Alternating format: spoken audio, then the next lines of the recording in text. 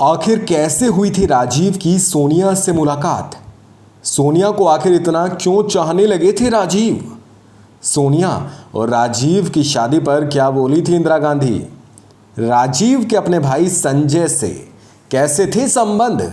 दोस्तों, ये सब हम इस वीडियो में जानने वाले हैं। अगर आपने अभी तक हमारे चैनल को सब्सक्राइब नहीं किया है तो प्लीज़ कर लीजिए ताकि आपको हमारी वीडियो सबसे पहले मिलती रहे।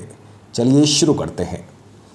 साल था 1944 और तारीख थी 20 अगस्त। यही वो दिन था जब इंदिरा और फिरोज़ गांधी ने एक बेटे को जन्म दिया था।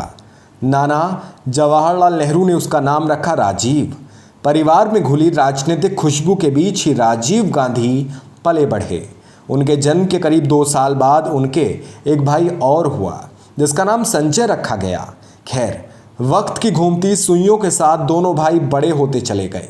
संजय और राजीव यूं तो भाई थे, लेकिन बचपन से ही दोनों के मिजाज और तेवर अलग अलग थे। जहां राजीव काफ़ी शांत तेवरों के थे, वहीं संजय के अंदर आक्रामकता कूट कूट कर भरी थी। स्कूली पढ़ाई भारत से करने के बाद राजीव विदेश पढ़ने आ गए। इधर वो विदेश आए और उधर भारत में उनकी मां इंदिरा गांधी अपने पिता और राजीव के नाना जवाहरलाल नेहरू के साथ मिलकर भारत की दशा और दिशा पर काम करने में जुट गई। विदेश आने के बाद राजीव ने कैम्ब्रिज यूनिवर्सिटी के ट्रिनिटी कॉलेज के इंजीनियरिंग डिपार्टमेंट में दाखिला ले लिया, लेकिन कई सब्जेक्ट्स में फेल होने के चलते वो डिग्री नहीं ले सके। फेल होने के पीछे उनका जवाब था कि वो किसी चीज़ को रट नहीं सकते। साल था 1965। यही वो साल रहा जिसमें एक प्रेम कहानी बुनी गई। ये प्रेम कहानी थी राजीव और सोनिया की। कहा जाता है कि सोनिया गांधी भी ब्रिटेन की उसी कैम्ब्रिज यूनिवर्सिटी में पढ़ाई कर रही थी जिससे राजीव पढ़ते थे। बस फ़र्क सिर्फ इतना था कि राजीव इंजीनियरिंग कर रहे थे और सोनिया अंग्रेज़ी सीख रही थी। राजीव पूर्व राजनयिक टीएन कॉल के बेटे दीप कॉल के साथ अपार्टमेंट शेयर करते थे, वहीं सोनिया एक पीजी में रहती थी। एक रोज़ सोनिया गांधी का इटालियन फूड खाने का मन हुआ तो अपनी पाकिस्तानी दोस्त ताहिर जहांगीर के साथ वो निकल पड़ी तलाश में। सेंट एंड्रयू रोड पर बने वर्सिटी नाम के एक रेस्टोरेंट पर जाकर उनकी तलाश पूरी हुई। इस रेस्टोरेंट के मालिक चार्ल्स एंटोनी राजीव गांधी के दोस्त थे। दिल्ली के जेएनयू में गंगा ढाबे पर जिस तरीके से भीड़ उमड़ती है, ठीक वैसी ही भीड़ इस रेस्टोरेंट में भी उमड़ती थी। हर दिन कैम्ब्रिज के छात्र इस रेस्टोरेंट पर खाने पीने के लिए जुटते थे और मौज मस्ती किया करते थे। उस दिन जिस टाइम सोनिया गांधी रेस्टोरेंट पहुंची, उसी समय राजीव गांधी भी वहां लंच करने पहुंच गए। इस दौरान एक दोस्त ने राजीव गांधी का सोनिया से इंट्रो करवा दिया। दोनों की नज़रें मिली और बस सोनिया को देखते ही राजीव की सारी शक्ति पिघल गई। राजीव पहली नज़र में ही उनको अपना दिल दे बैठे। उनको समझ ही नहीं आ रहा था कि कैसे अपने दिल की बात कही जाए। पर किसी ने क्या खूब कहा है कि प्यार जब उमड़ता है तो उसको काबू करना बहुत मुश्किल होता है। वरिष्ठ पत्रकार राशिद किदवई की दिसंबर 2003 में सोनिया बायोग्राफी नाम की किताब आई, जिसमें सोनिया के पाकिस्तानी दोस्त जहांगीर के हवाले से उस रोज़ का वाक़या बताया गया। किताब में लिखा कि जैसे ही राजीव गांधी के टेबल के पास से होकर सोनिया गुजरी तो अचानक दोस्तों से बातचीत में मशगूल राजीव शांत हो गए। वो ख्यालों में खो उठे। राजीव ने तुरंत नैपकिन उठाई और उस पर पेन से कविता लिखने में लग गए। पूरे जज्बात उन्होंने नैपकिन पर ही उकेर कर रख दिए। ये कविता सोनिया के प्रति उनके प्यार को दिखा रही थी। राजीव गांधी ने रेस्टोरेंट के मालिक चार्ल्स से मदद मांगते हुए कहा कि वो एक वाइन की बोतल के साथ कविता लिखी नैपकिन को सोनिया तक पहुंचा दे। रेस्टोरेंट वाले ने ऐसा ही किया और बस वहीं से दोनों के बीच प्यार के अफसाने लिखे जाने लगे।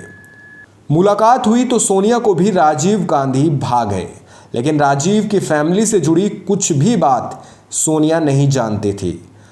9 दिसंबर 1946 को इटली में जन्मी सोनिया गांधी यूँ तो स्पेनिश और रशियन की अच्छी समझ रखती थी, मगर अंग्रेज़ी सीखने के मकसद से वो कैम्ब्रिज में पढ़ाई करने पहुंची थी। राजीव गांधी से प्यार होने के बाद सोनिया ने अपने पिता स्टेफिनो माइनो को राजीव के बारे में बताया तो वो सोनिया से गुस्सा हो गए। भले ही सोनिया गांधी के पिता कभी भारत नहीं आए थे, मगर उन्हें यहाँ के राजनीतिक हालात डराते थे। एक तो राजनीतिक गांधी परिवार और दूसरा अपने से बहुत दूर बेटी को भेजने को लेकर उनके मन में बहुत सारी आशंकाएं चल रही थी। उन्होंने सोनिया से नाराज रहना ही बेहतर समझा और इस रिश्ते को इग्नोर कर दिया। रिलेशनशिप को अब 1 साल से ज़्यादा हो चुका था।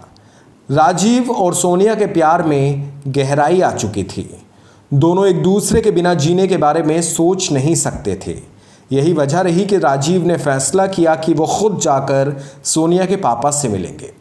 दोपहर का वक्त था। एक दिन अचानक राजीव गांधी सोनिया के घर पहुंच गए और बिना किसी लांग लपेट के उन्होंने सोनिया के पापा से सोनिया का हाथ मांग लिया।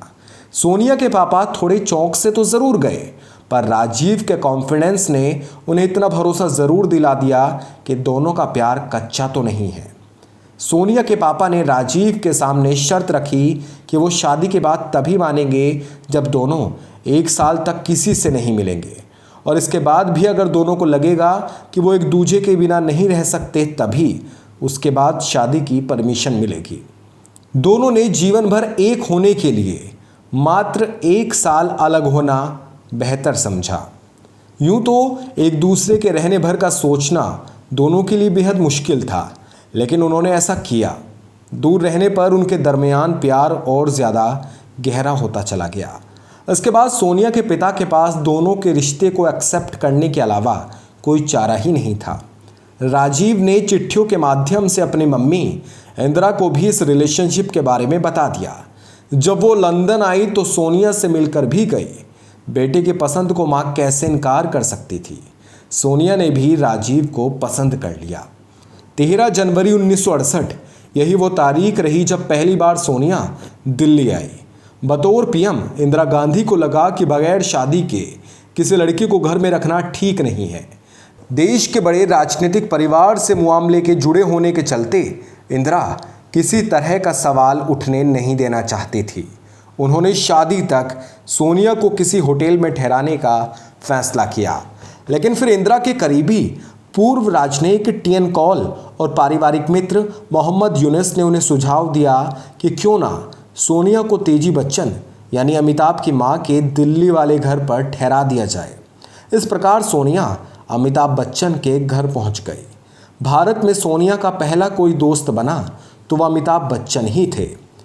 भारत आने के 12 दिन बाद सादे समारोह में अमिताभ बच्चन के घर ही सोनिया और राजीव की सगाई हो गई। दोनों के प्यार पर मोहर लग चुकी थी। तारीख थी 25 फरवरी और साल था 1968। इस दिन सफदरजंग रोड के बैकलॉन में राजीव और सोनिया की शादी हो गई। उस दिन राजीव ने क्रीम सिल्क की पटियाला अचकन और भरतपुरी पगड़ी पहनी, जबकि सोनिया पिंक कलर की साड़ी में बेहद खूबसूरत दिख रही थी। दोनों उस दिन बहुत खुश थे। 1968 तक राजीव गांधी पायलट बन चुके थे। राजनीति में उन्हें कोई रुचि नहीं थी, पर भाई संजय राजनीति में एक्टिव भूमिका में थे। सब कुछ सही चल रहा था, लेकिन 1980 गांधी परिवार को पूरी तरीके से तोड़कर चला गया। अपनी पत्नी मेनका और बेटे वरुण को छोड़कर संजय दुनिया को अलविदा कह गए। एक विमान हादसे में रहस्यमयी तरीके से उनकी मौत हो गई थी। संजय की मौत के बाद करीबियों ने उन्हें अपनी मम्मी इंदिरा का साथ देने के लिए कहा। हालांकि मम्मी ने तो साफ कर दिया था कि वो राजीव गांधी पर प्रेशर नहीं डालेंगी। लोगों की बातें राजीव पर असर कर गई। अपने भाई संजय की मौत के बाद खाली हुई अमेठी सीट पर राजीव ने उपचुनाव लड़ा और जीत हासिल की। उसके बाद उनको संगठन में लगातार जिम्मेदारियां मिलती गई, जिनका उन्होंने अच्छे से पालन किया। मम्मी इंदिरा उन्हें हर मोर्चे पर सिखाती जा रही थी, लेकिन शायद अभी किस्मत राजीव को और रुलाना चाहती थी। 31 अक्टूबर 1984 में इंदिरा गांधी की उन्हीं के बॉडीगार्ड ने गोली मारकर हत्या कर दी। ये वो पल रहा जब सोनिया ने बड़ी मुश्किल से राजीव को संभाला। अब परिवार के साथ साथ पार्टी को भी आगे बढ़ाने की जिम्मेदारी राजीव के कंधों पर आ गई। हर रास्ते पर कठिनाई आती गई और राजीव उसको सीना चौड़ा करके पार करते चले गए। दो हादसों को देख चुकी सोनिया ने राजीव से राजनीति छोड़ देने को कहा, लेकिन राजीव नहीं माने। देश में चुनाव हुए। इंदिरा गांधी की मौत के बाद सहानुभूति कांग्रेस के साथ आई और राजीव गांधी 40 साल की उम्र में देश के पीएम बन गए। साइंस टेक्नोलॉजी में उन्होंने काफ़ी काम किया। समय बीतता गया, तब तक राजीव प्रियंका और राहुल नाम के 2 बच्चों के बाप बन चुके थे। सोनिया गांधी भी खुश थी कि सब ठीक चल रहा है, लेकिन फिर अचानक कुछ ऐसा हुआ जिसने सब कुछ तबाह कर दिया। साल था 1991 और तारीख थी 21 मई। लोकसभा चुनावों का टाइम था। श्री पेरबदूर में राजीव की रैली होनी थी। राजीव गांधी के आने में देरी थी। बार बार माइक से ऐलान हो रहा था कि राजीव किसी भी वक्त रैली के लिए पहुंच सकते हैं। पिछले 6 महीने से पक रही साजिश अपने अंजाम के बेहद करीब थी। एक महिला सब इंस्पेक्टर ने बार बार करीब आती एक महिला को राजीव से दूर रहने के लिए कहा, पर राजीव गांधी ने उसे रोकते हुए कहा कि सबको पास आने का मौका मिलना चाहिए। शायद उस दिन राजीव को नहीं पता था कि वो जनता को नहीं बल्कि मौत को अपने पास बुला रहे हैं। नलिनी ने माला पहनाई, पैर छूने के लिए झुकी और बस एक धमाका हुआ। उसके बाद चारों ओर धुआं ही धुआं था। धुआं छटा तो वहाँ बस शरीर के चीथड़े ही दिखाई दे रहे थे। 2 प्रेमी जोड़ों को एक साजिश ने अलग करवा दिया था। सोनिया की दुनिया लुट चुकी थी। राजीव गांधी इस दुनिया से दूसरी दुनिया की तरफ प्रस्थान कर चुके थे।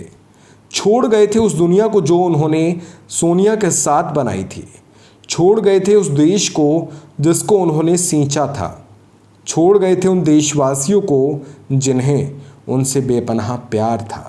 दोस्तों, आपको हमारा ये किस्सा कैसा लगा प्लीज़ कमेंट सेक्शन में आप हमें बता सकते हैं। शुक्रिया।